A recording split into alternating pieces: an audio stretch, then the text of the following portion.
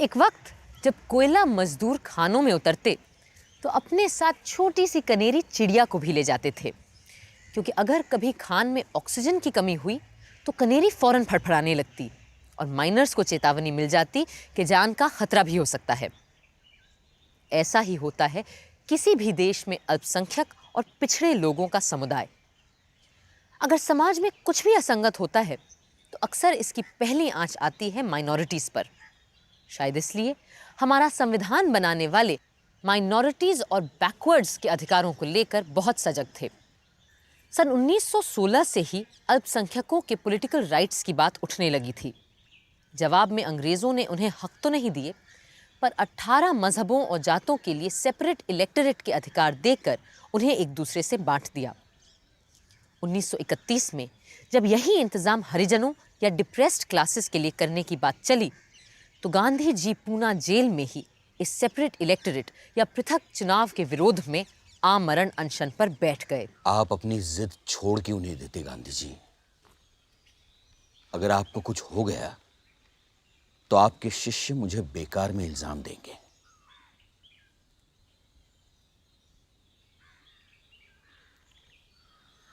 आमरण अनशन करने का फैसला मेरा अपना है,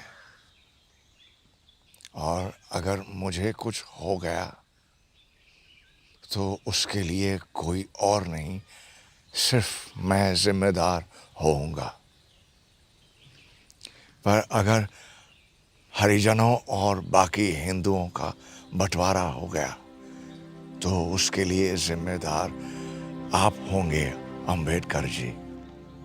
हिंदू और हरिजन एक थे ही कब, जो अब आप उनमें बंटवारे की बात कर रहे हैं? आप सही कह रहे हैं।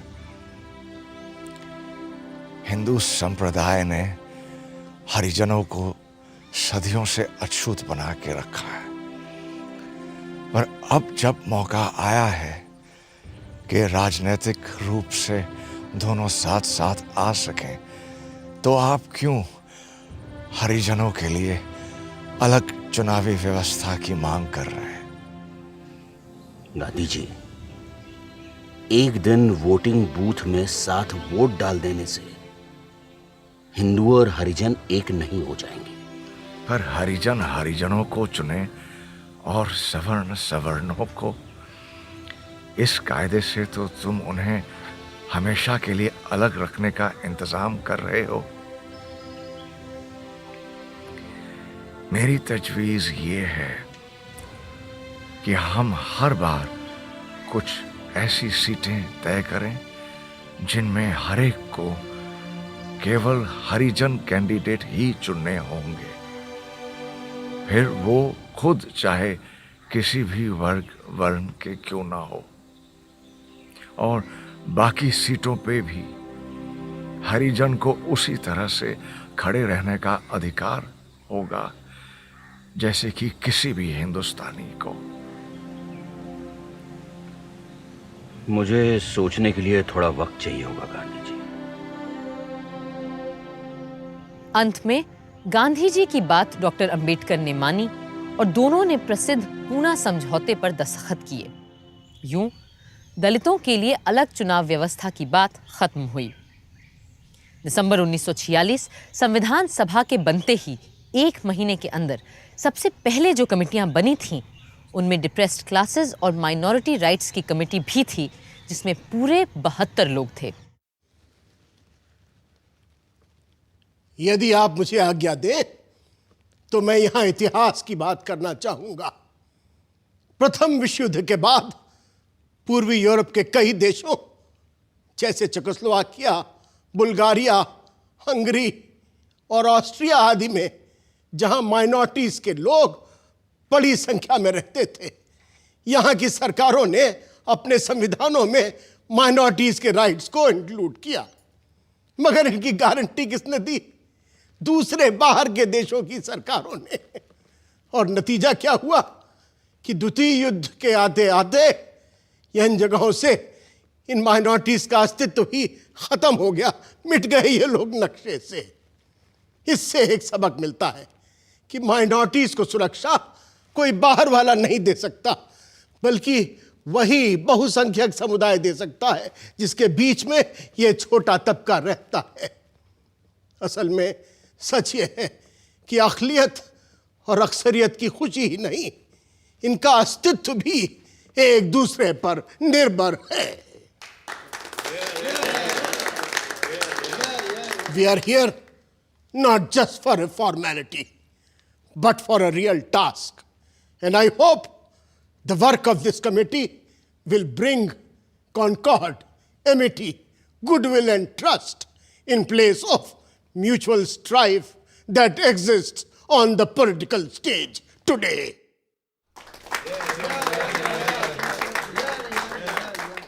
Let us begin the work of the committee. Committee बनते ही हर धर्म, जाति और उपजाति की तरफ से सुझाव और प्रस्ताव आने लगे। अगर ऑल इंडिया आधे हिंदू डिप्रेस्ड क्लासेस का कॉल था कि उनके साथ ज्यादतियां हुई हैं, तो किसी को लफ्ज़ हरिजन से आपत्ति थी और किसी को पूना पैक्ट से। किसी को सरकारी नौकरी का प्रावधान चाहिए था तो किसी को शिक्षा के लिए खास बजट और भूमिहीनों के लिए ज़मीनें।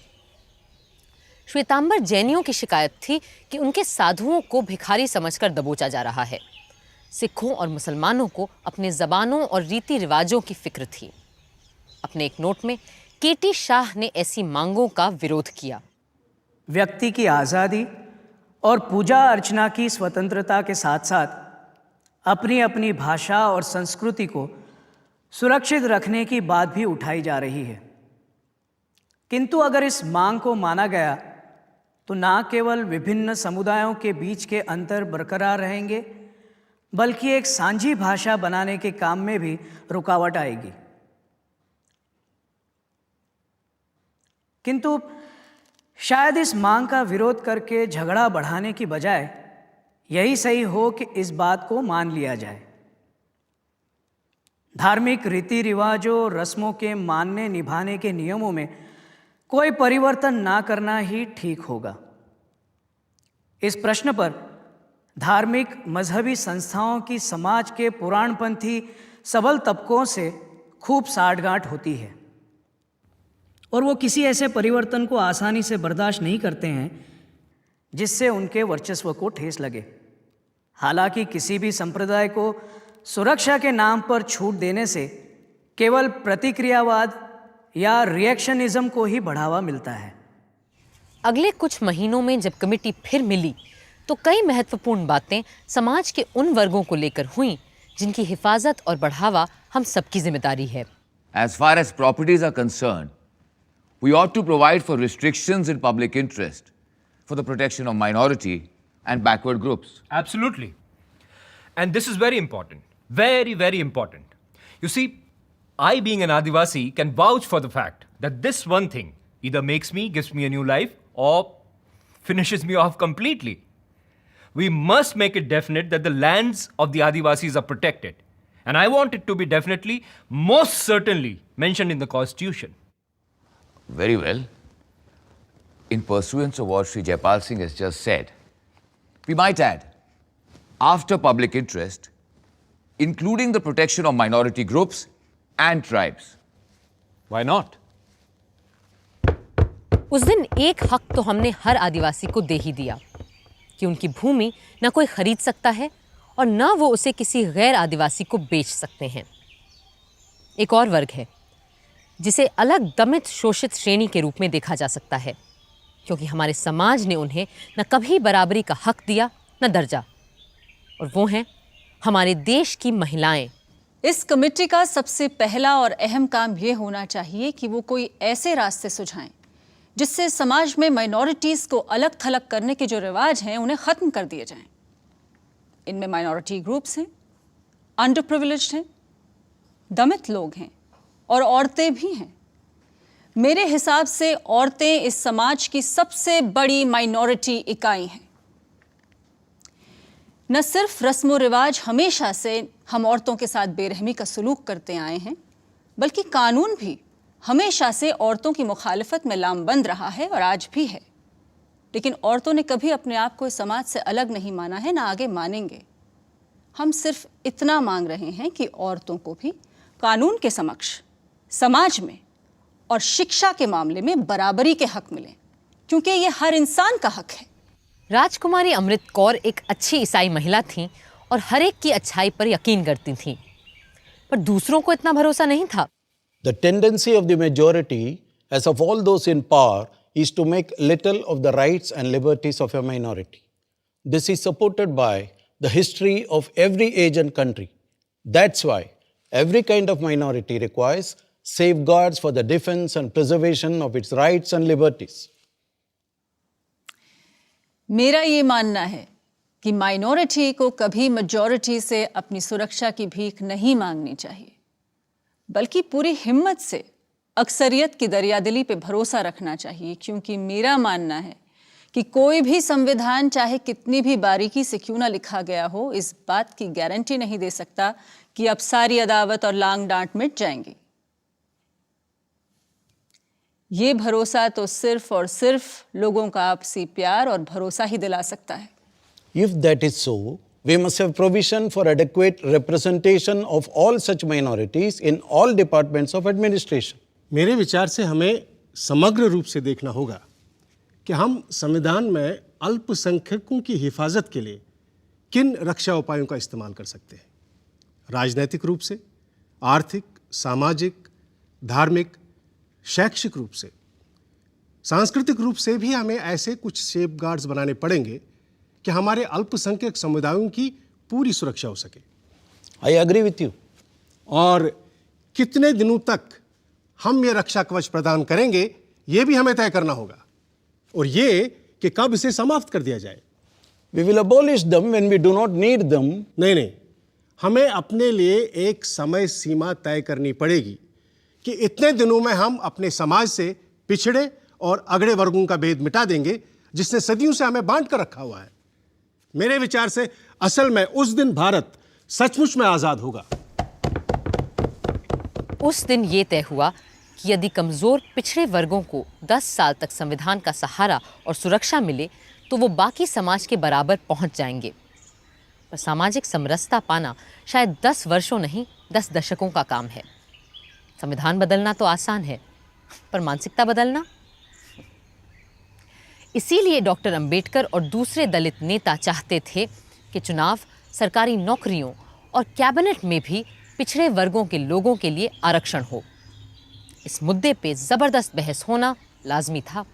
My suggestion is, in an election to the Legislative Assembly or the Parliament, it should be made mandatory that the candidates from the majority community should poll a minimum number of votes from the members of the minorities.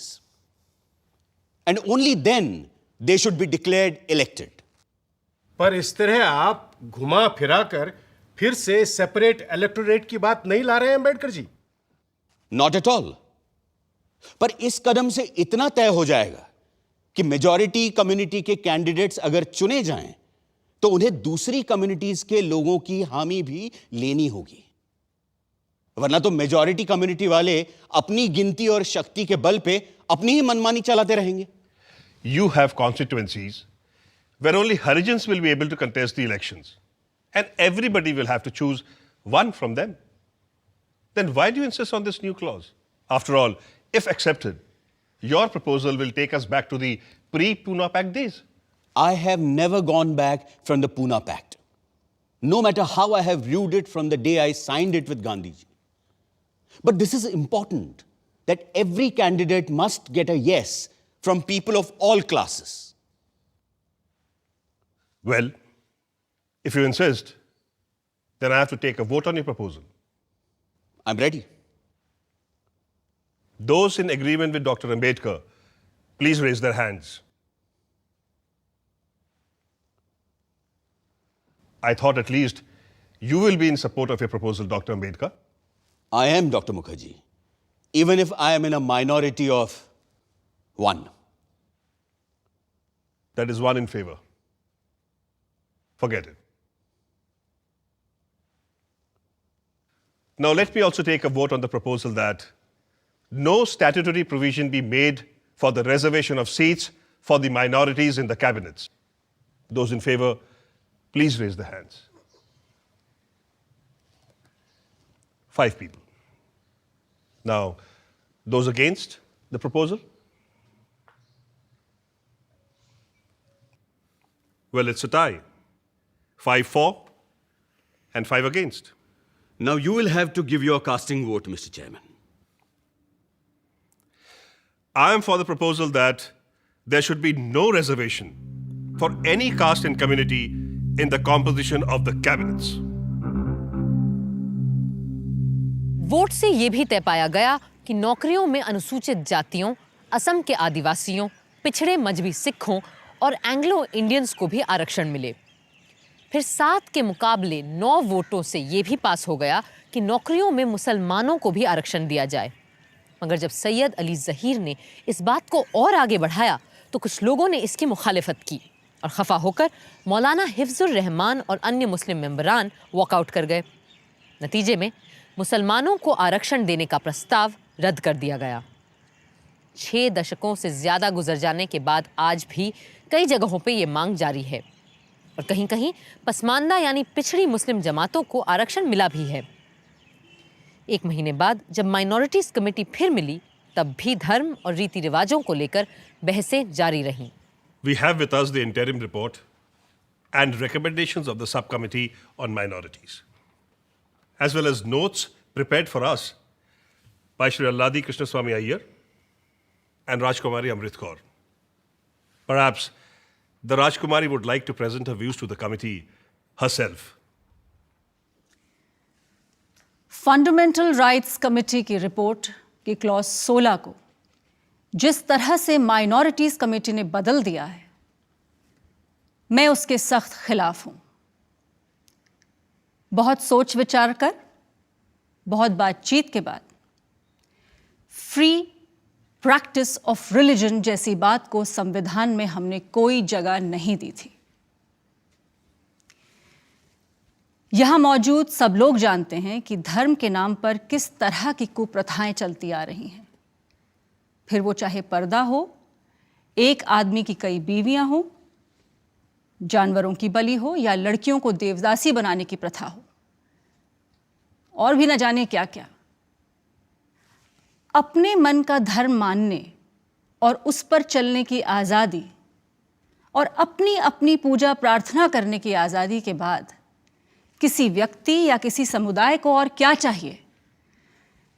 इस सब के ऊपर से धार्मिक अधिकारों को justiciable right बनाना, मेरा मानना है, बहुत बड़ी हिमाकत होगी और इससे समाज के आगे बढ़ने और मजहबी झगड़ों को खत्म करने के काम में भी अड़ूंगा ही लगेगा। सबसे गर्मा गर्म बहस अस्पृश्यता यानी अनटचेबिलिटी के सवाल पर हुई। Next on the agenda, untouchability in any form shall be abolished. अस्पृश्य का मतलब यहां हर प्रकार की छूत अछूत से नहीं हो सकता। मैं आपको निश्चित तौर से बता सकता हूं कि एक हिंदू के लिए कोई मुसलमान या क्रिस्तान अछूत होते हैं और प्रलय के दिन तक वो अछूत ही रहेंगे।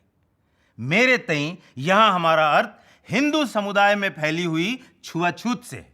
Do you mean to say that untouchability should be restricted? प्रश्न हिंदू समाज में निहित छूत अछूत की परंपरा का है। The idea here is that untouchability in any form should be abolished. क्रिस्तानों और मुसलमानों को इस बात की फिक्र ही नहीं रहती कि हिंदू उन्हें अछूत मानते हैं या नहीं। So do you mean to suggest that so far Christians and Muslims are concerned, untouchability should be retained? मेरा ये अर्थ नहीं है। But your suggestion will result in that.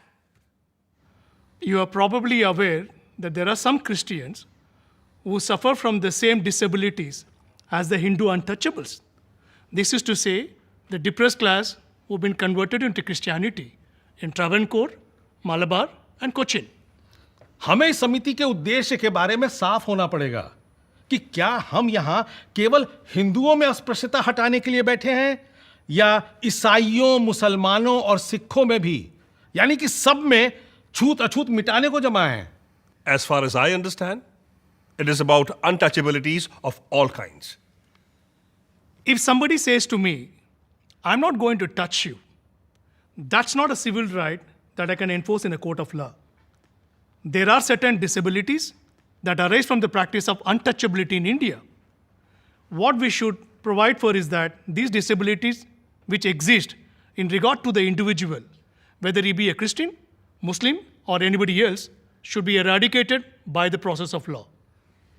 I would suggest that the imposition of any disability of any kind and such a custom of untouchability should be deemed a criminal offense. यूं 5000 साल से चली आ रही छूत अछूत की घृणित प्रथा को हमारे संविधान ने हमेशा के लिए निकाल के फेंक दिया। जिनकी छाया पड़ना भी पाप माना जाता था, आज वही लोग बढ़ चढ़कर नया भारत बना रहे थे। और इनमें सबसे आगे थे डॉक्टर भीमराव अंबेडकर, श्री जगजीवन राम, श्री मुनिस्वामी पिल्लई जैसे अनेकानेक लोग। 27 अगस्त को सरदार वल्लभ भाई पटेल ने अल्पसंख्यकों के अधिकारों पर अपनी रिपोर्ट पेश की। अब तक कमिटियों में तय की गई बातों को आज पूरी सभा के इम्तिहान से गुजरना था। On behalf of the advisory committee, I beg leave to place this report on minority rights before this House. I am happy to say that this report has been a result of the general consensus of the opinion of minority itself and the majority. We have tried as far as possible to meet the wishes of all the minorities. Now, let us hope that we will leave this legacy of bitterness behind, forget the past, and start with a clean slate. जहाँ तक legislatures में नुमाइंदगी का प्रश्न है, यानी joint electorates रहे या सेपरेट इलेक्टोरेट, इसको लेकर एक दशक से काफ़ी हंगामा हो चुका है, जिसका नतीजा हमारे लिए बहुत दुखदायक साबित हुआ है। अब सब इस राय पे एकमत है कि पृथक निर्वाचन क्षेत्र को खारिज करके आइंदा सारे के सारे निर्वाचन क्षेत्र साझे ही रहेंगे। ये फैसला एक बहुत बड़ा और सुखदायक कदम है। आगे हमने ये भी फैसला किया है कि सरकारी नौकरियों में कुछ विशेष कम्युनिटीज़ के लिए आरक्षण ज़रूरी है, विशेष करके एंग्लो इंडियन कम्युनिटी, अनुसूचित जातियां और जनजातियों के लिए कई लिहाज से अलग प्रावधान करने होंगे। उस ऐतिहासिक रिपोर्ट के समर्थन में उठी पहली आवाज थी मद्रास के श्री मुनिस्वामी पिल्लई की। Sir, the document that has been produced by the advisory committee, I consider to be the Magna Carta for the welfare of the Harijans of this land. One question that has been in the mind of everybody is whether the Pune Pact will show any signs of change in the heart of the caste Hindus of this country. The very inclusion of Dr. Ambedkar in the present Dominion cabinet is a change of heart of the caste Hindus, that the Harijans are not anymore to be neglected. Mr. President, sir, I believe that today's conditions are a challenge to the minorities. Every wise minority will look forward to a time sooner or later when it will take its place not under some communal label or designation, but as part and parcel of the whole Indian community.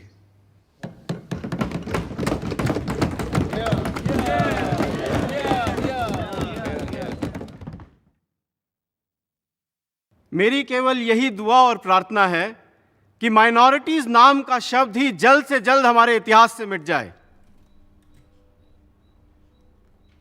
10 साल जो हमने दिए हैं, काफी लंबा वक्त होता है, और मुझे पूरी आशा है कि 10 सालों से बहुत पहले जब हम लोग मिलेंगे तो माइनॉरिटीज वाले खुद आकर कहेंगे, हमें आपसे ना कोई विशेष अधिकार चाहिए, ना विशेष समर्थन। कुछ लोगों ने अपनी बात बड़ी साफगोई से रखी, भले ही वो बहुतों को नागवार गुजरी हो, जैसे श्री के.एम. मुंशी, जो वकील, इतिहासकार, लेखक, चिंतक सब कुछ थे, पर समाज को देखने का उनका अपना नजरिया था। हमारे हरिजन भाई, जिन्हें हम अनुसूचित जाति का कहते हैं, ना तो नस्ल से अल्पसंख्यक है, ना भाषागत रूप से, और धार्मिक रूप से तो बिल्कुल ही नहीं। इन्हें अल्पसंख्यक कहना केवल कुछ लोगों की शैतानी और हठधर्मिता की वजह से हुआ है। और मैं ये स्पष्ट कर देना चाहता हूं कि किसी भी तरह से हरिजनों को अल्पसंख्यक समुदाय नहीं कहा जा सकता है। वे वृहद हिंदू समाज का हिस्सा थे और हैं, और उन्हें विशेष अधिकार और सुरक्षा केवल उतने समय तक ही दी जानी चाहिए जब तक वे छुआछूत के बंधन तोड़कर महान हिंदू समुदाय का अभिन्न अंग नहीं बन जाते। वहीं मौलाना हसरत मोहानी जैसे लोगों ने अक़लियतों के हक में की जा रही इस पूरी कवायद को ही खारिज कर दिया। मुझे इस माइनॉरिटी रिपोर्ट पर सख्त ऐतराज है, क्योंकि ये एक बहुत ही गलत बुनियाद पर बनाई गई है। जहां बात होनी चाहिए थी क्लासेस और सियासी पार्टियों की, वहां सिर्फ मजहब का जिक्र किया गया है। ये एक निहायत ही लग और फिजूल हरकत है। Sir, I say the whole thing is a huge humbug. पर दूसरे इस काम को बड़ी गंभीरता से ले रहे थे। आदिवासियों और जनजातियों की नुमाइंदगी कर रहे थे छोटा नागपुर के मुंडा जनजाति के श्री जयपाल सिंह मुंडा।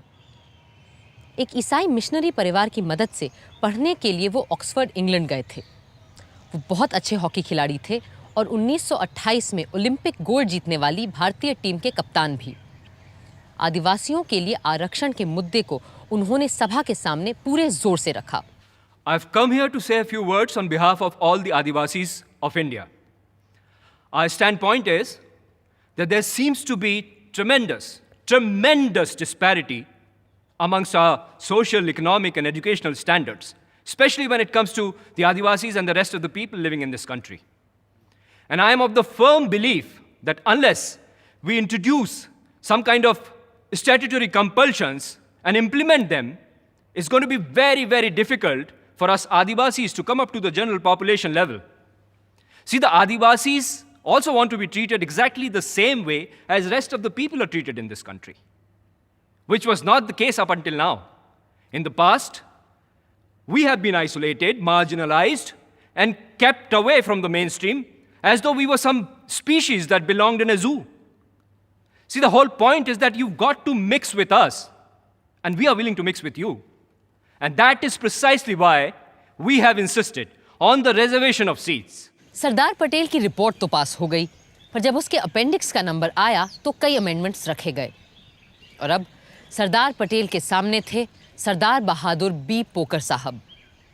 उनकी तजवीज़ थी कि सन 1936 में मुसलमानों को मिले अलग चुनावी अधिकार बरकरार रहने चाहिए। On the consideration of the report of the Advisory Committee of the Minorities, Fundamental Rights, etc., on minority rights, this meeting of the Constituent Assembly resolves that all elections to the central and provincial legislatures should, as far as Muslims are concerned, be held on the basis of separate electorate.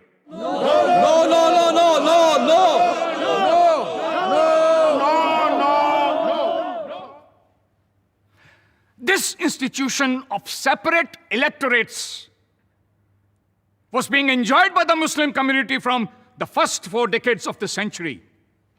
That is, for over 40 years. And now the moment independence has been obtained, it has been abolished.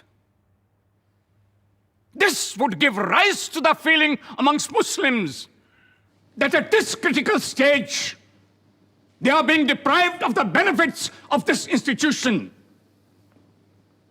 And they are being ignored. And their voices stifled.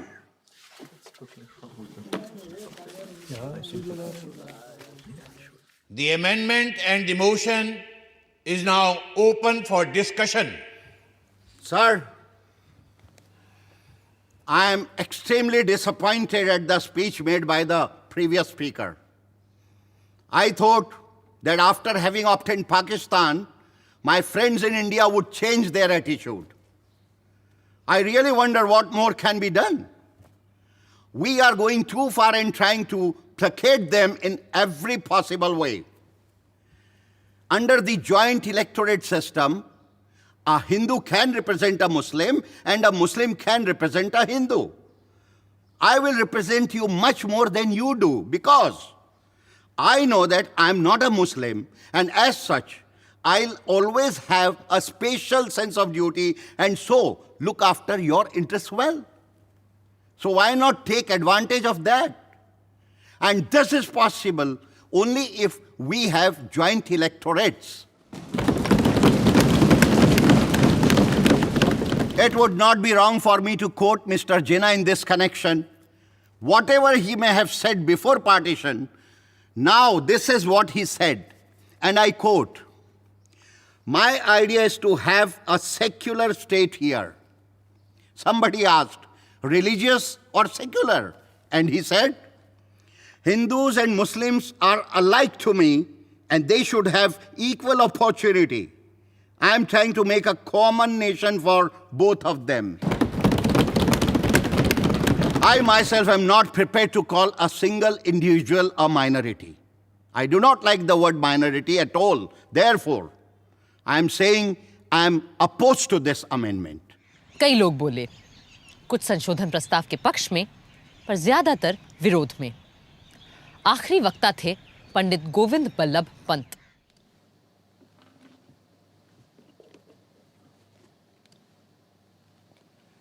Sir, what do the minorities desire? Do they want to have any share in the government and its administration? I tell you, you cannot have one genuine seat in cabinet if you segregate yourself from the rest of the community, because every member of cabinet is answerable to one common electorate. Are you prepared to give up your right of representation in the government and be satisfied with the pitiable position which is no more than being an advocate of your own little community? Sir, I want all minorities to have an honorable place in the Union of India. I want to have full opportunity for self-realization and self-fulfillment. I want this synthesis of culture, fully maintaining the principles of equality, liberty, and fraternity.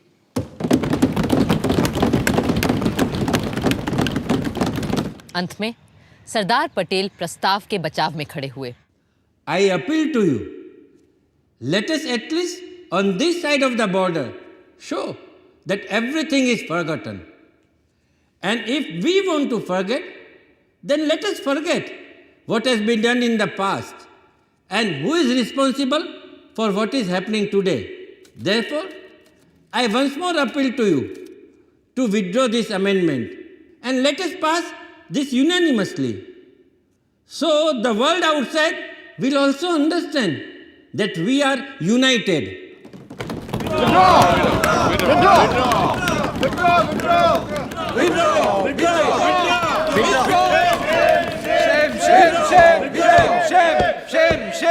I will now put the amendment to vote. Those in support say aye. Aye. And those opposed say no.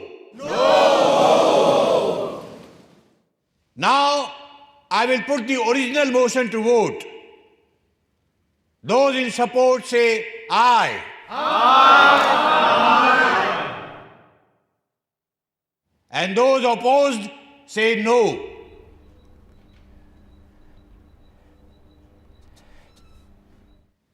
Ayes have it. Ayes have it. Ayes have it. The motion is adopted. उस दिन ये तय हो गया कि भारत में अब किसी भी संप्रदाय या धर्म का इंसान किसी की भी नुमाइंदगी कर सकता है और हम किसी भी मजहब के मानने वाले को अपना नुमाइंदा चुन सकते हैं। ये एक क्रांतिकारी कदम था, पर कई सदस्य इससे भी आगे बढ़कर कमजोर, पिछड़ों और अल्पसंख्यकों के लिए अलग किसी भी प्रावधान के बिल्कुल खिलाफ थे। अध्यक्ष महोदय, अगर बैकवर्ड क्लासेस को मदद और हिफाजत चाहिए तो उसके बहुत से रास्ते हैं। उनके गुणी छात्रों को वजीफे दीजिए, दूसरी आर्थिक इमदाद दीजिए, उनके लिए पढ़ाई की संस्थाएं खोलिए जिससे वो जीवन में आगे और ऊपर जा सकें। पर इस तरह बैकवर्ड और फॉरवर्ड क्लासेस के नाम पर समाज को हमेशा हमेशा के लिए बांट देना एक ऐसी हिमाकत होगी जिसकी कीमत पूरे समाज और पूरे देश को अनंत काल तक चुकानी पड़ेगी, और इसके नुकसान का हम अभी अंदाजा नहीं लगा पाएंगे। कई और सदस्यों का भी यही ख्याल था। Reservation of seats today has absolutely no meaning. And especially, reservation of seats for Muslims can have absolutely no justification. After having divided the country on basis of two-nation theory with all its implications, after having provided in the Constitution fundamental rights, some of which are justiciable, after having provided in the Constitution directive principles of governance, after having provided adult suffrage in the Constitution, after having done all this, does anyone feel called upon to provide for any reservation?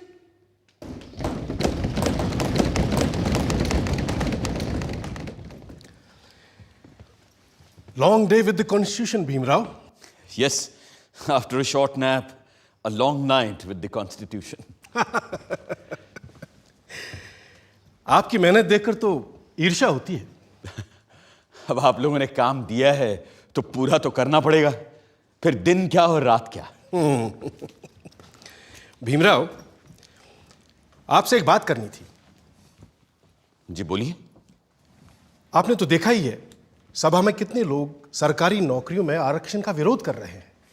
अब अगर schedule caste और schedule tribe वालों को आरक्षण दिया गया तो आप तो जानते ही हैं फिर सिख, ईसाई, पारसी, मुसलमान कोई पीछे नहीं रह जाएगा।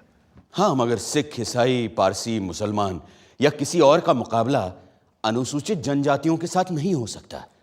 ये सारी जातियां पैसे वाली भी हैं और सोशली सिक्योर्ड भी। ठीक बात है, पर अगर एक बार आरक्षण का दरवाजा खुल गया तो देखिएगा सभी लोग अपना हक मांगेंगे और हिंदुओं के लिए सरकारी नौकरियों में जगह नहीं बचेगी, जबकि संख्या में वो सबसे ज्यादा है।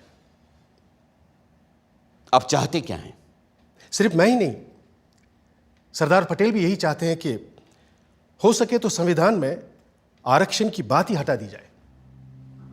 मेरे रहते संविधान से आरक्षण नहीं हटने वाला, चाहे आप कितना भी जोर लगा लें मुंशी जी। पर कोई रास्ता तो हो सकता है ना? हाँ, एक रास्ता है। मैं ही हट जाता हूं संविधान की ड्राफ्टिंग कमेटी से। अरे फिर आप लोग जैसा चाहें वैसा संविधान बना लीजिएगा। सुनिए भीमराव, भीमराव सुनिए तो। उस दिन से डॉक्टर अंबेडकर ने संविधान का मसौदा बनाने का काम बंद कर दिया और ये भी संदेशा भेज दिया कि वो ड्राफ्टिंग कमेटी से ही नहीं, लॉ मिनिस्टर के पद से भी इस्तीफा दे देंगे। ऐसे गुणी, मेहनती और जिम्मेदार इंसान के जाने की आशंका से खलबली मच जाना लाजमी था। अब एक ही रास्ता सामने था और एक ही संकट मोचक।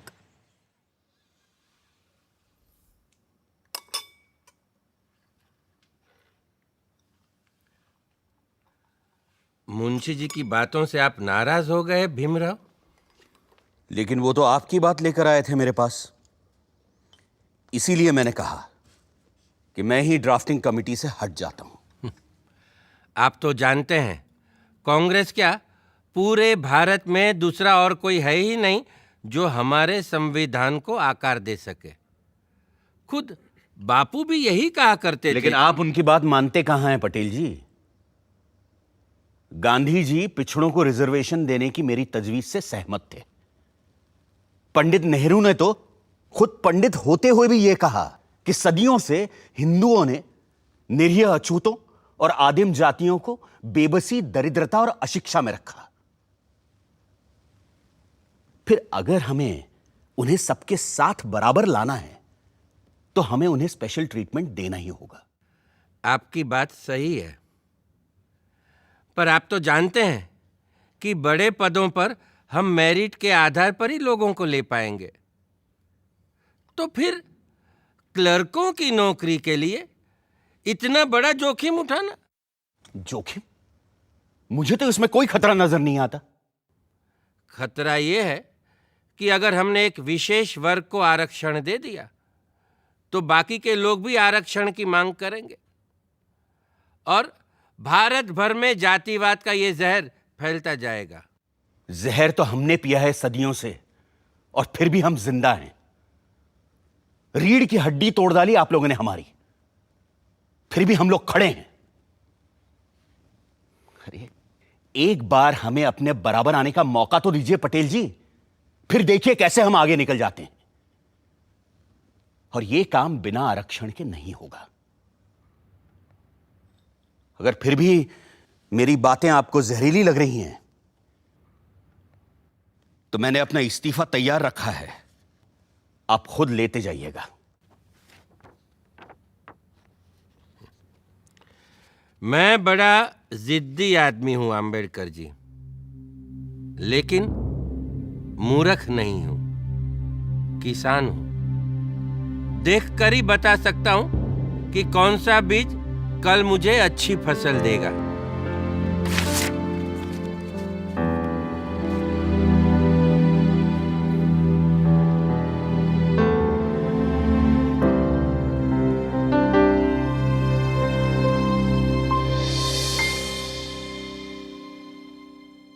इस तरह डॉक्टर अंबेडकर भी रहे और शेड्यूल्ड कास्ट्स और शेड्यूल्ड ट्राइब्स के लिए दिए गए रिजर्वेशंस भी। पर कई दूसरों ने अनुसूचित जातियों और जनजातियों के दायरे को बढ़ाने की बात सामने रखी और समाज के उस हिस्से की बात भी की जिसे हम आज अन्य पिछड़ी जातियों या ओबीसी के नाम से जानते हैं। मद्रास जैसे प्रबुद्ध और विकसित प्रदेश में विभिन्न जातियों के ग्रुप्स बनाए गए और हर ग्रुप को अपनी आबादी के आधार पर सरकारी नौकरियों में स्थान दिया गया। यह प्रणाली बहुत ही सफल साबित हुई और इसका नतीजा यह हुआ कि मद्रास भारत की विकसित और प्रगतिशील प्रांतों में गिना जाने लगा। मगर अन्य सूबों में ऐसा कुछ नहीं हो पाया, विशेषकर सेंट्रल प्रोविंस बेरार, जहां इस सिरे से उस सिरे तक हर विभाग में एक ही जाति विशेष के 90% अफसर नियुक्त किए जाते हैं। मेरी मांग सिर्फ इतनी है कि न्याय और निष्पक्षता को मद्देनजर रखकर उन लाखों करोड़ों को भी अवसर मिलना चाहिए जो फिलहाल आप लोगों से कॉम्पीट करने की स्थिति में नहीं है। केवल अनुसूचित जातियों या अनुसूचित जनजातियों को पिछड़ों की श्रेणी में रखना कहां तक उचित है? उनसे भी अधिक करोड़ों पिछड़े लोग हैं और इन सब के लिए ना ही कोई प्रावधान है न व्यवस्था। इसी बात को और विस्तार से रखा बिहार के श्री चंद्रिका राम ने। जनाब सदर साहब, मेरे जानते आज समाज 3 वर्गों में विभाजित है। पहले वर्ग में हिंदू समाज के वो लोग हैं जिनको हम सवर्ण कहते हैं, और आखिर में वो लोग हैं जिनको depress class, untouchable, schedule caste या हरिजन कहते हैं। लेकिन इस देश का एक बहुत बड़ा हिस्सा वो है जो इन दोनों के बीच में है, जिसको बैकवर्ड कहा गया है। मैं आपको केवल नमूने के लिए बिहार की बात बता दूं कि वहां इस बैकवर्ड क्लास में, जिसे सेंसस में भी कहा गया है, उस बिहार में सबसे बड़ी पॉपुलेशन है। उनके प्रतिनिधित्व को देखें तो आपको पता चलेगा कि वहां कोई है ही नहीं, सिवाय एक कम्युनिटी को छोड़कर, जिसे हम लोग अहीर कम्युनिटी कहते हैं। बैकवर्ड क्लास हरिजन क्योंकि बैकवर्ड क्लास है, इसलिए हम उसको इतनी सुविधाएं देते हैं। और क्यों ना वो आर्ग्यूमेंट हम उन पर भी लागू किया जाए और उन लोगों को भी वही सुविधाएं और वही रिजर्वेशन दें। जो लोग ऐसा समझते हैं कि इस देश में बैकवर्ड नहीं है, तो उनको मैं इतना ही कहना चाहूँगा कि इस देश के इतिहास को, समाज की प्रगति को और आज के हालातों को आंखें मूंद कर देख रहे हैं, वो आंखें खोल कर नहीं। कई लोगों को डर था कि पिछड़ी जातियों के दायरे को बढ़ाते जाने से कहीं उन लोगों के अधिकार कम न हो जाएं जिन्हें संवैधानिक सहारे की सबसे ज्यादा जरूरत थी। If this happens, then I'm afraid the scheduled caste will never get a chance, as the word backward would be interpreted in such a way that the people of other caste will also claim to be backward and get the chances on the reserve post. Therefore, sir, before resuming my seat, I would request you to see that the machinery which will operate this clause should be so pure that a clear distinction should be made between the scheduled caste and the other people who come under the category of backward classes. चुनाचे अन्य पिछड़ी जातियों के विशेष अधिकारों का मामला टाल दिया गया और समाज के इस महत्वपूर्ण तबके को 1989 में मंडल कमीशन के आने तक अपने अधिकारों के लिए इंतजार करना पड़ा। उधर अलग अलग धर्मों और मतों के पर्सनल लॉज का टेढ़ा सवाल सबके सामने था, और शायद आज भी है। एक यूनिफॉर्म सिविल कोड बनाना जहां संविधान की जिम्मेदारी थी, वहीं पर्सनल लॉज को सम्मान देना भी। 19 नवंबर 1948 को श्री एच.सी. मुखर्जी सदन की सदारत कर रहे थे जब ये सवाल सभा के सामने आया। Sir, mister president sir, I have not caught your eye, sir. Unfortunately, I have only two eyes. They will be turned to your side the next time. Why do you not have a third eye, sir?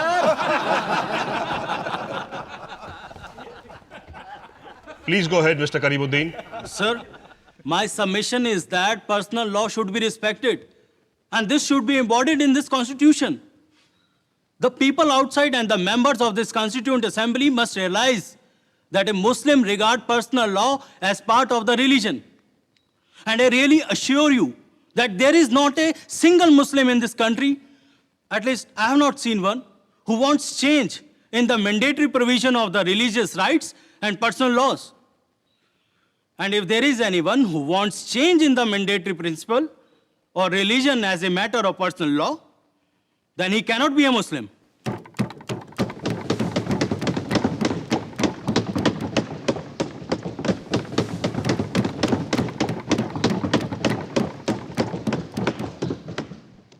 I would like to say that any party, political or communal, has no right to interfere in the personal law of any group. More particularly, I say this regarding Muslims. There are three fundamentals in the personal law, namely religion, language, and culture, which have not been ordained by human agency. The personal law regarding divorce, marriage, and inheritance has been derived from Quran, and its interpretation is recorded therein. If there is anyone who thinks that he can interfere in the personal law of Muslims, then I would say to him, the result will be very harmful. Mohani साहब आप कृपया करके बैठ जाइए बैठ जाइए बैठ जाइए बैठ जाइए बैठ जाइए आप बैठ जाइए I say from the floor of this house that they will come to grief. Muslims will not submit to any interference in their personal law. If anybody has got the courage to say so, then I declare. Sit down. क्या declare करना चाहते हैं मौलाना साहब आप? क्या बातें कर रहे हो? सब कितना बोलते हो आप? अरे बंद करो बोलना यार। Sit down. बैठ जाइए आप। Order.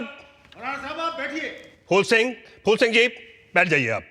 मैं इस हाउस से साफ ऐलान कर देना चाहता हूं कि इस मुल्क का मुसलमान किसी को हमारे पर्सनल लॉ यानी शरिया के मुद्दे पर दखल अंदाजी बर्दाश्त नहीं करेगा, और अगर किसी ने जुर्रत की तो हम जी जान से उसकी मुखालफत करेंगे, और ये गुस्ताखी करने वाले को पूरे मुस्लिम समाज की अहद और इरादे की मजबूत दीवार को तोड़कर गुजरना होगा। इस तरह की बातें करें, बैठ जाइए आप। मोहानी साहब आप कृपया करके मनी में विश्वास करने वालों को उनके पर्सनल लॉ के आधार पर नरसंहार करने की अनुमति दे देंगे। अरे क्या बात है? बहुत बोल चुके, बैठो नीचे। खान साहब कितना बोलोगे आप? अरे बैठो नीचे। ऑर्डर। आप धमकी देना चाह रहे हैं? किस तरह की धमकी दे रहे हैं? देखिए कैसी भाषा का प्रयोग कर रहे हैं सदर साहब। क्या बात कर रहे हैं? Order. Will the honorable members of the house please take their seats? Please बैठ जाइए। बैठिए। आप भी बैठ जाइए। बैठिए, प्लीज बैठिए। Our Mohammedan friends who moved the amendments wanted a double guarantee that their personal law ought not to be interfered with. My submission is that it is totally impractical. For in an advanced society, even the members who belong to a particular community may desire their personal law to be changed. But if we make provision here that the personal law shall not be interfered with, there will not be any right to the members of that community itself to modify that law. This is only an enabling provision. Without the consent of the affected minority, no such law will be framed. I, therefore, feel it is unnecessary to include it in the fundamental rights. आखिर में सारी बातों को स्पष्ट करने खड़े हुए doctor Ambedkar. This matter was very completely and very sufficiently discussed and debated at the time when we discussed the directive principle which enjoins the state to bring about a uniform civil code. I do not think it is necessary to make any further reference to it. But I should like to say that if such a saving clause was introduced into the Constitution, it would disable the legislatures in India from enacting any social measure whatsoever. इस तरह जहां अक़लियत यानी अल्पसंख्यकों के अधिकारों को हमारे संविधान ने सुरक्षित किया और उनके आगे बढ़ने के रास्ते खोले, वहीं कई चीज़ों को भविष्य के लिए छोड़ दिया गया। वहां अक्सरियत या बहुसंख्यकों के हालात भी पेचीदा थे और एक यूनिफॉर्म हिंदू कोड बिल की मुखालिफत तो शुरू से होने लगी थी। पर जब औरतों ने इस बिल के पक्ष में जोर डाला तो लोगों ने मजाक में उसे हिंदू विमेंस कोड बिल कहना शुरू कर दिया और संविधान सभा तो इस बिल को पास नहीं ही कर पाई। बाद में ये काम टुकड़ों टुकड़ों में हुआ, पर अब तक हिंदुस्तान का सबसे सताया, असुरक्षित और अल्पसंख्यक वर्ग यानी औरतों को अपने लिए बराबरी का हक नहीं मिल पाया है। और जिस दिन हमारा समाज अपनी महिलाओं को रक्षा और सम्मान देगा, उसी दिन हम सच्चे मायने में आगे बढ़ पाएंगे।